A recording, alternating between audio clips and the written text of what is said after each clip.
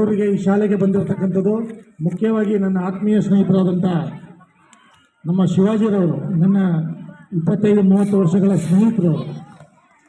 So ಆ ಸ್ನೇಹಿತ ನನಗಿವತ್ತು ಈ ಒಂದು ಶಾಲೆಗೆ ಬರ್ಬೇಕಂತ ಸುಮಾರು 2-3 ವರ್ಷದಿಂದ ಕೇಳ್ತಾ ಇದ್ರು. ಎಷ್ಟೋ ಸತಿ ವಿಡಿಯೋ ಕಾಲ್ ಮಾಡಿ ಮಕ್ಕಳನ್ನ ಮಾತಾಡಿಸಿದ್ದಾರೆ. ಯಾಕೆಂತಂದರೆ 6ನೇ ಕ್ಲಾಸ್ 7ನೇ ಕ್ಲಾಸಲ್ಲಿ ನಮ್ಮದು ಪಾಠ ಇದೆ, ಫಿಸಿಕಲ್ ಎಜುಕೇಷನಲ್ಲಿ ಪಾಠ ಇದೆ. ಆ ಒಂದು ಪಾಠಗಳನ್ನು ಮಾಡುವಾಗ ನಾನು ಎಲ್ಲಿರ್ತೀನಿ ಹೇಗಿರ್ತೀನಿ ಏನೂ ಗೊತ್ತಿಲ್ಲ, ಸ್ಟ್ರೈಟ್ ಅವೇ ವಿಡಿಯೋ ಕಾಲ್ ಮಾಡ್ತಾರೆ. ಆದರೆ ಯಾವತ್ತೂ ನಾನು ಅವ್ರ ಕಾಲನ್ನು ರಿಸೀವ್ ಮಾಡಿದ್ರಂಥ ದಿನಗಳೇ ಇಲ್ಲ. ನಾನು ಎಲ್ಲೇ ಇದ್ದರೂ ಸರಿ, ಹೇಗೆ ಇದ್ದರೂ ಸರಿ, ಮಕ್ಕಳಿಗೆ ಪ್ರೋತ್ಸಾಹ ಮಾಡಬೇಕು ಅನ್ನೋ ನಿಟ್ಟಿನಲ್ಲಿ ಮಕ್ಕಳಿಗೆ ಎಷ್ಟೋ ಮಕ್ಕಳಿಗೆ ಇದ್ದಾರೆ ಅನಿಸುತ್ತೆ, ನೋಡಿರ್ಬೇಕು, ಎಲ್ಲ ಮಕ್ಕಳು ನೋಡಿದ್ದಾರೆ ಆಲ್ಮೋಸ್ಟ್ ಅಲ್ಲ. ಎಲ್ಲರಿಗೂ ವಿಶ್ ಮಾಡಿ ಕಬಡ್ಡಿ ಬಗ್ಗೆ ಏನು ಎತ್ತ ತಿಳ್ಕೊಂಡು ತಿಳಿಸುವಂಥ ಕೆಲಸಗಳನ್ನು ಮಾಡ್ತಾ ಇದ್ದೀವಿ. ಅದೇ ರೀತಿ ನಮ್ಮ ನೀಲಪ್ಪ ಅವರು ಗದಗಿಂದ ಬಂದಿದ್ದಾರೆ, ಆತ್ಮೀಯ ಕ್ರೀಡಾಪಟುಗಳು. ಇವರೆಲ್ಲ ಭಾಳಷ್ಟು ಒಳ್ಳೆ ಆಟಗಾರರು. ನಮ್ಮ ಶಿವಾಜಿ ನೀಲಪ್ಪರೆಲ್ಲ ಇವತ್ತು ನೋಡೋಕೆ ಈ ಥರ ಕಾಣ್ತಾ ಇದ್ದಾರೆ. ಇವರೆಲ್ಲ ಭಾಳ ಉತ್ತಮ ಆಟಗಾರರು. ಬಾಗಲಕೋಟೆ ಜಿಲ್ಲೆಯಲ್ಲಿ ಏನಾದರೂ ಉತ್ತಮ ಆಟಗಾರರಿದ್ದರೆ ಇವ್ರನ್ನ ನೋಡ್ಬೋದು. ನೀವು ಆಡಿರೋದನ್ನು ನೋಡಿರಲ್ಲ, ಇವತ್ತು ವೇದಿಕೆ ಮೇಲೆ ಅದನ್ನು ನೋಡಿ. ಯಾಕೆಂತಂದರೆ ಇವತ್ತು ಭಾರತದಲ್ಲಿ ಎಲ್ಲಪ್ಪ ಜಾಸ್ತಿ ಕಬಡ್ಡಿ ಆಡ್ತಾರೆ ಅಂತ ಹೇಳಿದ್ರೆ ಎಲ್ಲರೂ ಹರಿಯಾಣ ಅಂತಾರೆ. ಹರಿಯಾಣ ಇವತ್ತು ಬಂದಿದೆ. ಹರಿಯಾಣಕ್ಕಿಂತ ಮುಂಚೆ ನಮ್ಮ ಬಾಗಲಕೋಟೆ ಜಿಲ್ಲೆ ಇದ್ದಿತ್ತು. ಅತಿ ಹೆಚ್ಚು ಕಬಡ್ಡಿ ಕ್ರೀಡಾಪಟುಗಳಿದ್ದಂಥದ್ದು ಅಂತಂದರೆ ರಾಜ್ಯ ನಮ್ಮ ಕರ್ನಾಟಕದಲ್ಲಿ ಏನಾದರೂ ಕಬಡ್ಡಿ ಆಡ್ತಿದ್ರು ಅಂತ ಹೇಳಿದ್ರೆ ಅದು ಬಾಗಲಕೋಟೆ ಜಿಲ್ಲೆ. ಇವತ್ತು ಬೆಂಗಳೂರಿನ ತಂಡಗಳನ್ನು ಯಾರಾದರೂ ಸೋಲಿಸ್ತಾರೆ ಕರ್ನಾಟಕದಲ್ಲಿ ಅಂತ ಹೇಳಿದ್ರೆ ಅದು ಬಾಗಲಕೋಟೆ ಜಿಲ್ಲೆ, ಬೇರೆ ಯಾರೂ ಇರಲಿಲ್ಲ. ಅಂಥ ಒಂದು ಕ್ರೀಡಾಪಟುಗಳನ್ನು ಬೆಳೆಸುವಂಥ ಈ ಒಂದು ಜಿಲ್ಲೆ ಮುಂದಿನ ದಿನಗಳಲ್ಲಿ ಇವತ್ತು 3 ಜಿಲ್ಲೆ, ನಮ್ಮ ಕರ್ನಾಟಕದಲ್ಲಿ ಏನಾದರೂ 3 ಜಿಲ್ಲೆಯಲ್ಲಿ ಮಾತ್ರ ಕಬಡ್ಡಿ ಪ್ಲೇಯರ್ ಹೆಚ್ಚು ಕಬಡ್ಡಿಯನ್ನು ಆಡುವಂಥದ್ದು. ಆದರೆ ಒಂದು ಮಂಡ್ಯ, ಒಂದು ಮಂಗಳೂರು, ಒಂದು ಬಾಗಲಕೋಟೆ. ಆದರೆ 1ನೇ ಸ್ಥಾನದಲ್ಲಿದ್ದಂಥ ಬಾಗಲಕೋಟೆ ಇವತ್ತು 3ನೇ ಸ್ಥಾನಕ್ಕೆ ಬಂದಿದೆ. ಯಾಕೆ? ಕ್ರೀಡಾಪಟುಗಳು ಭಾಗವಹಿಸ್ತಾ ಇಲ್ಲ, ಕ್ರೀಡೆಗಳೆಲ್ಲ ಆಡ್ತಾ ಇಲ್ಲ. 1. 2 ಇಂಟರ್ನಲ್ ಪ್ರಾಬ್ಲಮ್ಸ್ಗಳು ತುಂಬ ಇದೆ. 2 ಇದೆಲ್ಲ ಬದಿಗೊಟ್ಟಿ ನಾವೆಲ್ಲ ಮತ್ತೆ ಒಂದು ಗಿಡವನ್ನು ನೆಟ್ಟಿ, ಕಬಡ್ಡಿ ಗಿಡವನ್ನು ನೆಟ್ಟಿ, ಆ ಕಬಡ್ಡಿ ಕ್ರೀಡಾಪಟುಗಳನ್ನು ಬೆಳೆಸಿ ಒಂದು ಹೂವಾಗಿ ಬೆಳೆಸೋತಕ್ಕಂಥ ಕಾರ್ಯಕ್ರಮದಲ್ಲಿ ನಾವೆಲ್ಲ ಪಾಲ್ಗೊಳ್ಳೋಣ. ಏನು ಹಿಂದೆ ನಡೆದಿದೆ ನಡೆದು ಹೋಗಲಿ, ಮುಂದಕ್ಕೆ ನಾವೆಲ್ಲ ಸೇರೋಣ. ಹಳೆ ಕ್ರೀಡಾಪಟುಗಳು ನೀವೆಲ್ಲ ಏನಿದ್ದೀರಾ ಉತ್ಸುಕರಾಗಿದ್ದೀರಾ, ನಿಮ್ಮ ಜೊತೆಯಲ್ಲಿ ಖಂಡಿತವಾಗ್ಲೂ ಇರ್ತೀನಿ. ನಾನು ಹೀಗೆ BO ಸಾಹೇಬ್ ಹತ್ರ ಮಾತಾಡ್ತಾ ಇದ್ದೆ. ಮುಂದಿನ ದಿನಗಳಲ್ಲಿ ಕಬಡ್ಡಿಯನ್ನು ಯಾವ್ಯಾವ ಶಾಲೆಯಲ್ಲಿ ನಿಮ್ಮ ಜಿಲ್ಲೆಗಳಲ್ಲಿ ಆಡಿಸ್ತಾರೆ ಆ ಜಿಲ್ಲೆಗಳಿಗೆ 2 ದಿನಗಳ ಕಾಲ ಬಂದು ಬೇಸಿಕ್ ಟ್ರೈನಿಂಗನ್ನು ಕೊಡೋದಕ್ಕೆ ನಾನು ನಿಂತ್ಕೊಳ್ತೀನಿ ಅಂತ ಹೇಳೋದಕ್ಕೆ ಇವತ್ತು ಇಷ್ಟಪಡ್ತಾ ಇದ್ದೀನಿ. ಆದರೆ ನನಗೇನು ನೀವು ಕೊಡಬೇಕಾಗಿಲ್ಲ, ಅದಕ್ಕೇನು ನನಗೆ ಫೀಸ್ ಕೊಡೋದು ಅದನ್ನು ಬೇಕಲ್ಲ. ನಾನೇ ಬಂದು ಈ ಕಬಡ್ಡಿಯನ್ನು ಕರ್ನಾಟಕದಲ್ಲಿ ಬೆಳೆಸಬೇಕು, ಬಾಗಲಕೋಟೆ ಜಿಲ್ಲೆಯಿಂದನೇ ಬೆಳಿಬೇಕು ಅಂತ ಹೇಳೋದಕ್ಕೆ ನಾನು ಇಷ್ಟಪಡ್ತಾ ಇದ್ದೀನಿ. ಇವತ್ತು ಇನ್ಸ್ಟಾಗ್ರಾಮನ್ನು ನನ್ನ ಕಬಡ್ಡಿ ಇನ್ಸ್ಟಾಗ್ರಾಮನ್ನು ಕಬಡ್ಡಿ ಉನ್ನತ ಅಂತೇಳಿ ಶುರು ಮಾಡಿದ್ದೇನೆ. ಅದರಲ್ಲಿ ನಿನ್ನೆಯಿಂದ ಶುರುವಾಗಿದೆ. ಇನ್ನು ಮುಂದಿನ ದಿನಗಳಲ್ಲಿ ಕಬಡ್ಡಿಗೆ ಬೇಕಾದಂಥ ಸ್ಕಿಲ್ಸು, ಕಬಡ್ಡಿಗೆ ಬೇಕಾದಂಥ ವ್ಯಾಯಾಮಗಳು, ಕಬಡ್ಡಿಗೆ ಬೇಕಾದಂಥ ನಿಯಮಗಳು, ಇದನ್ನೆಲ್ಲ ಇನ್ನು ಮುಂದೆ ಇನ್ಸ್ಟಾಗ್ರಾಮಲ್ಲಿ ತಾವು ನೋಡ್ಬೋದು. ತಮ್ಮ ಶಾಲೆಗಳನ್ನು ಸಹ ನಾವೇನು ಟ್ರೈನಿಂಗ್ ಮಾಡ್ತೀವಿ ಅದನ್ನು ಸಹ ನಮ್ಮ ಇನ್ಸ್ಟಾಗ್ರಾಮ್ನಲ್ಲಿ ಪೋಸ್ಟ್ ಮಾಡಿ ಮಕ್ಕಳಿಗೆ ಬೇಸಿಕ್ ಟ್ರೈನಿಂಗ್ ಭಾಳಷ್ಟು ಮುಖ್ಯ. ಎಲ್ಲರೂ ಕಬಡ್ಡಿ ಆಡ್ಬೋದು, ಎಲ್ಲರೂ ನೋಡ್ಬೋದು, ಪ್ರೋ ಕಬಡ್ಡಿ ನೋಡಿ ಪ್ರೋ ಕಬಡ್ಡಿ ಹಾಗೆ ಅಂತ ಹೇಳ್ಬೋದು. ಆದರೆ ಕಬಡ್ಡಿ ಶುರುವಾಗೋದು ಮಣ್ಣಿಂದನೇ. ಈ ಮಣ್ಣಿಂದನೇ ಶುರುವಾಗಬೇಕು ಕಬಡ್ಡಿ. ಎಷ್ಟೇ ಮೇಲೋದ್ರೂ ನಾವು ಕೆಳಗೆ ಹತ್ತಿದ್ದು ಏನೇನು ಮರಿಬಾರ್ದು. ಸೊ ಅದರಿಂದ ಮಕ್ಕಳನ್ನು ನಾವು ಮಣ್ಣಿಂದನೇ ಆಡಿಸ್ಬೇಕು. ಈ ಮಣ್ಣಿಂದ ಮಕ್ಕಳನ್ನು ಬೆಳೆಸೋಣ ಅಂತ ಹೇಳಿ ಈ ಒಂದು ಶಾಲೆಯಲ್ಲಿ ಉತ್ತಮ ಕ್ರೀಡಾಪಟುಗಳನ್ನು ಬೆಳೆಸುವಂಥ ನಿಟ್ಟಿನಲ್ಲಿ ನೀವೆಲ್ಲ ಕೆಲಸ ಮಾಡ್ತಾ ಇದ್ದೀರಾ. ಅದೇ ರೀತಿ ವಿದ್ಯಾಭ್ಯಾಸದಲ್ಲೂ ಭಾಳಷ್ಟು ಉತ್ಸುಕರಾಗಿದ್ದಾರೆ ಮಕ್ಕಳು. ಎರಡನ್ನೂ ಪಾಲ್ಗೊಳ್ಳಿ. ಯಾಕಂತಂದರೆ ನಾನೊಬ್ಬ ಕಬಡ್ಡಿ ಕ್ರೀಡಾಪಟು ಆಗಿರೋದ್ರಿಂದ ಕಬಡ್ಡಿ ಬಗ್ಗೆ ಹೇಳ್ಬೋದು ಅಷ್ಟೇ. ಬೇರೆ ಗೇಮ್ ಬಗ್ಗೆ ನಾನು ಸಹಾಯ ಮಾಡ್ಬೋದು, ಸಹಕಾರ ಕೊಡ್ಬೋದು. ಇಲ್ಲ ಸರ್ ನಮಗೆ ವಾಲಿಬಾಲು ಯಾರಾದರೂ ಸ್ವಲ್ಪ ಕೋಚಿಂಗ್ ಕೊಡೋದು ಬೇಕು ನಮ್ಮ ಸ್ಕೂಲ್ಗೆ ಅಂದರೆ ಖಂಡಿತವಾಗ್ಲೂ ಕಳಿಸ್ಕೊಡ್ತೀನಿ. ಆ ರೀತಿ ಸಹಕಾರ ಕೊಡ್ಬೋದು. ನಾನೇ ಖುದ್ದಾಗಿ ಏನಾದರೂ ಮಾಡ್ಬೇಕಂತಂದರೆ ಕಬಡ್ಡಿಗೆ ಮಾಡ್ತೀನಿ ಅಂತ ಹೇಳೋದಕ್ಕೆ ಇಷ್ಟಪಡ್ತೇನೆ. ಇಲ್ಲಿಂದ ಇವತ್ತೇನು ಕ್ರೀಡಾ ಜ್ಯೋತಿಯನ್ನು ಹಿಡ್ಕೊಂಡು ಮಕ್ಕಳು ಸುತ್ತಿದ್ರಲ್ಲ, ಅದೇ ರೀತಿ ನಮ್ಮ ದೇಶದ ಒಲಿಂಪಿಕ್ ಟಾರ್ಚನ್ನು ಹಿಡಿಯುವಂಥ ಮಕ್ಕಳು ಬರಬೇಕು. ಆವಾಗ ಅದಕ್ಕೆ ಬೆಲೆ ಬರಬೇಕು. ಅಂದರೆ ಶಾಲೆಗಳ ಮುಂದೆ ನಮ್ಮ ಮಕ್ಕಳು ತಾಲೂಕು ಮಟ್ಟ, ಜಿಲ್ಲಾ ಮಟ್ಟ ಮತ್ತು ರಾಜ್ಯ ಮತ್ತು ಅಂತಾರಾಷ್ಟ್ರೀಯ ಮಟ್ಟದಲ್ಲಿ ಭಾಗವಹಿಸ್ತಾ ಇದ್ದಾರೆ ಅಂತೇಳಿ ಇದು ಬರಬೇಕು. ಆವಾಗ ಮಾತ್ರ ಈ ಕ್ರೀಡೆಯಲ್ಲಿ ಏನಾದರೂ ಮಾಡೋದಕ್ಕೆ ಸಾಧ್ಯ ಆಗ್ತದೆ. ಯಾಕೆಂತಂದರೆ ಹೆಸರಿಗೆ ಕ್ರೀಡೆ ಅನ್ನೋದಿರುತ್ತೆ, ಆದರೆ ಎಲ್ಲ ವಿದ್ಯೆ ಬಗ್ಗೆನೇ ಜಾಸ್ತಿ ಕೊಡ್ತಾರೆ. ಸಂತೋಷ, ನಾವು ವಿದ್ಯೆ ಬೇಡ ಅಂತ ಹೇಳೋದಿಲ್ಲ, ವಿದ್ಯೆ ಎಲ್ಲರಿಗೂ ಮುಖ್ಯ. ಮಕ್ಕಳೇ ಎಲ್ಲರಿಗೂ ಬೇಕು, ಏನು ಎಲ್ಲರಿಗೂ ಹಣ ಬೇಕು, ದುಡ್ಡು ಬೇಕು, ಜೀವನ ನಡೆಸೋದಕ್ಕೆ ಬೇಕು, ಮೋಜು ಮಸ್ತಿಗೆ ಬೇಕು.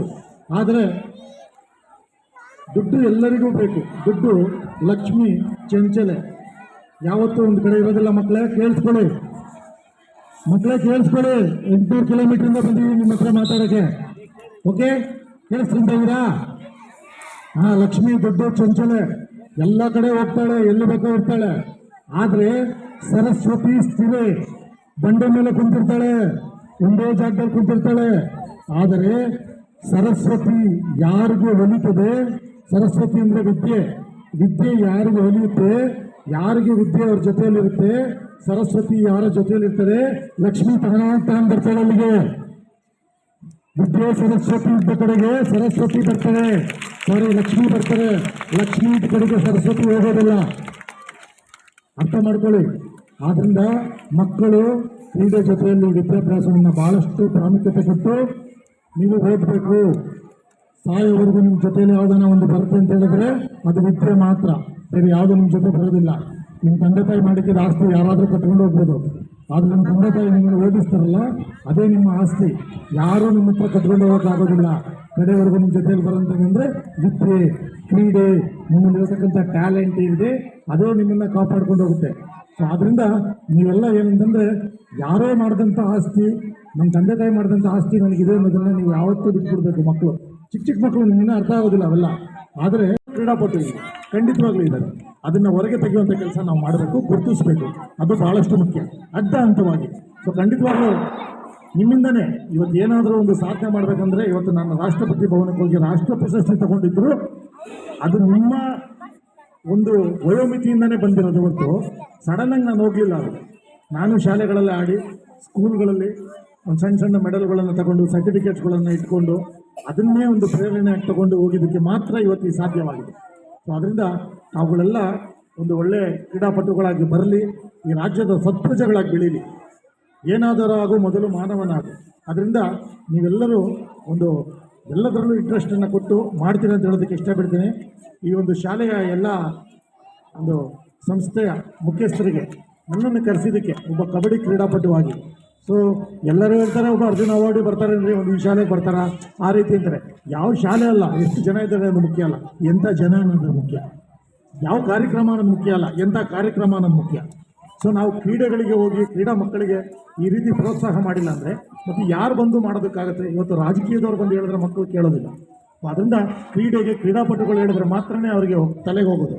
ಅದರಿಂದ ಮಕ್ಕಳೆಲ್ಲರೂ ಕ್ರೀಡೆಯಲ್ಲಿ ಭಾಗವಹಿಸ್ತೀರಾ? ಎಲ್ಲ ಕೈ ಎತ್ತಿ. ಎಸ್ ಸರ್ ಅನ್ಬೇಕು, ಜೋರ ಹೇಳ್ಬೇಕು. Very good. ಅದೇ ರೀತಿ ಓದಲ್ಲೂ ಭಾಗವಹಿಸ್ತೀರಾ? ಚೆನ್ನಾಗಿ ಓದ್ತೀರಾ? ಸ್ಪೋರ್ಟ್ಸ್ ಅಲ್ಲಿ ರಾಜ್ಯಕ್ಕೆ ರಾಷ್ಟ್ರಕ್ಕೆ ಕೀರ್ತಿಯನ್ನು ತರ್ತೀರಾ? ನಾನು ಇವತ್ತು ಬಂದಿದ್ದಕ್ಕೆ ಸಾರ್ಥಕ ಆಯಿತು. Thank you very much. ಇವತ್ತು ನಾನು ಇಲ್ಲಿ ಬಂದಿದ್ದೀನಿ ಅಂತ ಹೇಳಿದ್ರೆ ನಾನಾಗಿ ನಾನು ಬಂದಿಲ್ಲ, ಆ ತಾಯಿ ಬನಶಂಕರಿ ಅಮ್ಮ ನನ್ನ ಕರ್ಸ್ಕೊಂಡಿದ್ದೆ. ಯಾಕೆಂತಂದರೆ ಏನು ನಾನು ಬೆಳಗ್ಗೆ ಬರ್ತಾ ಇದ್ದೀನಿ, 2 ಗಂಟೆ 3 ಗಂಟೆ ರಾತ್ರಿಗೆ ಹೆಣ್ಮಕ್ಳೆಲ್ಲ ದೇವಸ್ಥಾನಕ್ಕೆ ಹೋಗ್ತಾ ಇದ್ರು. ನಾನು 4:15 ಬಂದಾಗ ಏನಂದರೆ ಅದೇನೋ ಇದು ಕಟ್ಟಿದ್ದಾರೆ ಅಂದರೆ 8 ದಿನ 10 ದಿವಸ ನಾವು ತಂದೆ ತಾಯಿಗಳ ಹೆಸರನ್ನು ಉಳಿಸ್ಬೇಕು ಅನ್ನೋದನ್ನು ನೀವು ಕಲಿಬೇಕು. ಸೊ ಖಂಡಿತವಾಗ್ಲೂ ಮಾಡ್ತಾರೆ ಮಕ್ಕಳು ಎಲ್ಲ. ಗುಡ್. ಆಮೇಲೆ ತಂಬಾಕು ಮುಕ್ತ ಶಾಲೆ, ಇವತ್ತು ರಾಷ್ಟ್ರಪತಿ ನಮ್ಮ ಕುಮಾರ್ ಗೋವಿಂದ್ ಅವರು ಈ ಸಂದರ್ಭ ಶಾಲೆಗೆ ಪ್ರಶಸ್ತಿ ಕೊಟ್ಟಿದ್ದಾರೆ ಅಂತ ಕೇಳಿದ್ರು. ನೀವೆಲ್ಲ ಭಾಗ್ಯವಂತರು. ಯಾಕೆಂತಂದರೆ ನಾನೊಂದು ರಾಷ್ಟ್ರಪತಿ ಪ್ರಶಸ್ತಿಯನ್ನು ತಗೊಳ್ಳೋಕ್ಕೆ ಎಷ್ಟು ಕಷ್ಟಪಟ್ಟಿದ್ದೀವಿ ಅಂತ ಹೇಳೋದು ನಮಗೆ ಗೊತ್ತು. ಆದರೆ ನೀವೆಲ್ಲ ಸೇರಿ ಒಟ್ಟಿಗೆ ಒಂದು ಪ್ರಶಸ್ತಿಯನ್ನು ಈ ಶಾಲೆಗೆ ತಂದುಕೊಟ್ಟಿದ್ದೀರಾ. ನೀವೆಲ್ಲ ಗ್ರೇಟ್, ಮಕ್ಕಳೆಲ್ಲ ಗ್ರೇಟ್ ಇವತ್ತು. ಯಾಕೆಂತಂದರೆ ತಂಬಾಕು ಮುಕ್ತ ಶಾಲೆ ಬರೀ ಗೋಡೆ ಮೇಲಿದ್ದರೆ ಸಾಲದು. ತಂಬಾಕು ಮುಕ್ತ ಎಲ್ಲಿರ್ಬೇಕಂದ್ರೆ ನಿಮ್ಮ ಮೈಂಡಿಗೆ ಬರಬೇಕು, ನಿಮ್ಮ ಹೃದಯದಲ್ಲಿ ನಾಟಬೇಕು. ಅದನ್ನು ಓದೋದಲ್ಲ ನಾವು. ಆದ್ದರಿಂದ ಅದೆಲ್ಲ ನಿಮ್ಮ ಕೈಯಲ್ಲಿದೆ. ಮಕ್ಕಳು ಏನು ಮಾಡಬೇಕು ಮುಂದೆ ಅನ್ನೋದನ್ನು ತಂದೆ ತಾಯಿಗಳು ಆದಷ್ಟು ಪ್ರೋತ್ಸಾಹಿಕರಾಗ್ತಾರೆ. ಯಾಕಂದರೆ ತಂದೆ ತಾಯಿಗಳು ಬಂದಿಲ್ಲ ಇವತ್ತು. ಮಕ್ಕಳು ಕ್ರೀಡೆ ಜೊತೆಯಲ್ಲಿ ನಮ್ಮ ವಿದ್ಯಾಭ್ಯಾಸನ ಎರಡನ್ನೂ ಒಟ್ಟಿಗೆ ನಮ್ಮ ಈಗ ಇಷ್ಟೊತ್ತು ಹಿರೇಗೌಡರು ಸಾಹೇಬರು ಹೇಳ್ತಿದ್ರು 2% ಇದೆ ಅಂತೇಳಿ. ಆದರೆ 2% ಸರ್ಕಾರಿ ನೌಕರಿಯಲ್ಲಿದೆ. ಇನ್ನು ಇಂಜಿನಿಯರ್ ಮತ್ತು ಮೆಡಿಕಲ್ಗೆ ಸೀಟ್ಗೆ ಕ್ರೀಡಾಪಟುಗಳಿಗೆ ಅಂತ ಇರತಕ್ಕಂಥ ಸೀಟ್ಗಳು ಇವತ್ತು ಯಾರೂ ಪಡ್ಕೊತಾ ಇಲ್ಲ. ಅದು ಹಾಗೆ ವೇಸ್ಟಾಗಿ ಹೋಗ್ತಾ ಇದೆ. ಮತ್ತು ಯಾರು ಗೌರ್ಮೆಂಟ್ ಶಾಲೆಗಳ ಇದರಲ್ಲಿ ಕೋಟಾದಲ್ಲಿ ದುಡ್ಡು ಕೊಡ್ತಾರೆ, ಮ್ಯಾನೇಜ್ಮೆಂಟ್ ಸೀಟನ್ನು ಕೊಡ್ತಾರೆ, ಅವ್ರಿಗೆ ಹೋಗ್ತಾ ಇದೆ. ಆದರೆ ಕ್ರೀಡಾಪಟುಗಳು, ಉತ್ತಮ ಸಾಧನೆ ಮಾಡಿದಂಥ ಕ್ರೀಡಾಪಟುಗಳಿಗೆ ಇಂಜಿನಿಯರಿಂಗ್ ಮತ್ತು ಮೆಡಿಕಲ್ ಸೀಟ್ ಇವತ್ತು ಫ್ರೀಯಾಗಿ ಸಿಗ್ತಾ ಇದೆ. ಒಂದು ಮೆಡಿಕಲ್ ಓದಬೇಕಂತಂದ್ರೆ ಕೋಟಿ ರೂಪಾಯಿ ಮೇಲೆ ಬೇಕಾಗುತ್ತೆ. ಒಂದು ಇಂಜಿನಿಯರ್ ಬೇಕಂತಂದರೆ 60 ಲಕ್ಷ ರೂಪಾಯಿಗಳು ಬೇಕಾಗುತ್ತೆ ಒಂದು ಉತ್ತಮವಾದಂಥ ಸಂಸ್ಥೆಯಲ್ಲಿ ಓದಬೇಕಂದ್ರೆ. ಅಷ್ಟು ಹಣವನ್ನು ಇವತ್ತು ಯಾರು ಇಟ್ಟಿದ್ದಾರೆ, ಎಷ್ಟು ಜನ ಇಟ್ಟಿದ್ದಾರೆ, ಇಟ್ಟಿರತಕ್ಕಂಥವ್ರು ಕೊಡ್ತಾರೆ, ಇಲ್ದಿರತಕ್ಕಂಥವ್ರು ಏನು ಮಾಡಬೇಕು ಇಂದ ತಾಯಿ ಭುವನೇಶ್ವರಿ ಜಾತ್ರೆ ಇನ್ನೇನು ಶುರುವಾಗ್ತಾ ಇದೆ. ಎಲ್ಲರಿಗೂ ಆಶೀರ್ವಾದ ಮಾಡಲಿ. ನಾನೇನಾದರೂ ಹೇಳಿದಂಥದ್ದು ಅಮ್ಮ ಕಿವಿ ಕೇಳಿಸ್ಕೊಂಡು ಯಾವುದಾನ ಒಂದು ಮಕ್ಕಳು ಇಲ್ಲಿಂದ ಒಂದು ಅಂತಾರಾಷ್ಟ್ರೀಯ ಮಟ್ಟಕ್ಕೆ ಹೋಗುವಂಥ ಕ್ರೀಡಾಪಟುವನ್ನು ಮಾಡಲಿ ಅಂತ ಹೇಳ್ತಾ ನನ್ನ ಮಾತನ್ನು ಮುಗಿಸ್ತೇನೆ. ಜೈ ಹಿಂದ್, ಜೈ ಕರ್ನಾಟಕ.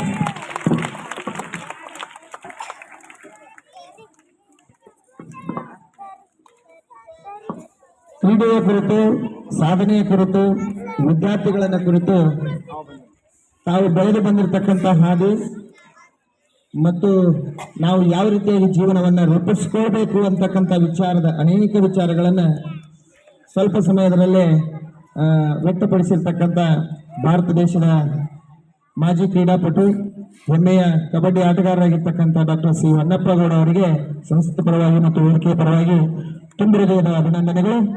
ಅದೇ ರೀತಿಯಾಗಿ ಈ